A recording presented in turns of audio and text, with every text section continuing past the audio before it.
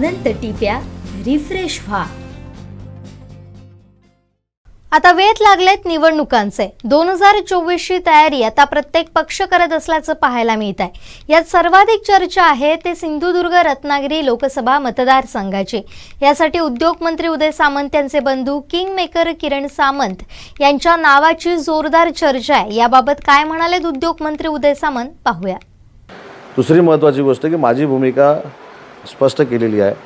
शेवटी राजकीय निर्णय हा त्यांनी घ्यायचा आहे, पण तो राजकीय निर्णय घ्यावा यासाठी कार्यकर्त्यांचा त्यांच्यावर 100% दबाव आहे। माझ्या रत्नागिरीतल्या लोकांचा देखील दबाव आहे। त्यांनी लवकरात लवकर हा निर्णय घेतला पाहिजे या मताचे आम्ही आहोत आणि त्यांनी हा जर निर्णय घेतला तर मी आजही त्या विषयावर ठाम आहे। 3 ते 3.5 लाख मतांना ते निवडून येतील याच्यावर आमचा विश्वास आहे। नाही, किरण सामंतांचं नाव गेला कशाला? आम्ही कुटुंब म्हणून शेवटी त्यांना जर उमेदवारी मिळत असेल तर आम्ही सगळे त्यांच्यावर असणारच ना, तो काय प्रश्नच नाही। पण जे कोण सांगतायत की शिवसेनेला जागा मिळणार नाही, त्यांना कधी अधिकार दिले जागा वाटपाचे? शेवटी पंतप्रधान नरेंद्र मोदी साहेब होणार आहेत आणि ते होणार हे निश्चित आहे। मग त्यांना पंतप्रधान करणारा प्रत्येक खासदार इथं निवडून गेला पाहिजे। त्याच्यामुळे मला माझ्या भाजपच्या सगळ्या इथल्या स्थानिक लोकांना एक विनंती करायची आहे की स्वतःच्या वक्तव्यामुळं महायुतीमध्ये कुठं कॉन्ट्रोवर्सी निर्माण होईल अशा पद्धतीनं करू नका।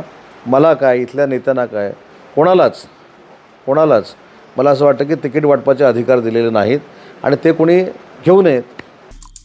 आमचे दिवसभरातले सर्व अपडेट्स, ताज्या घडामोडी आणि थेट लाईव्ह पाहण्यासाठी सबस्क्राईब करा, लाईक करा कोकणचं नंबर 1 महा चॅनल कोकण 7 लाईव्हचं YouTube चॅनल।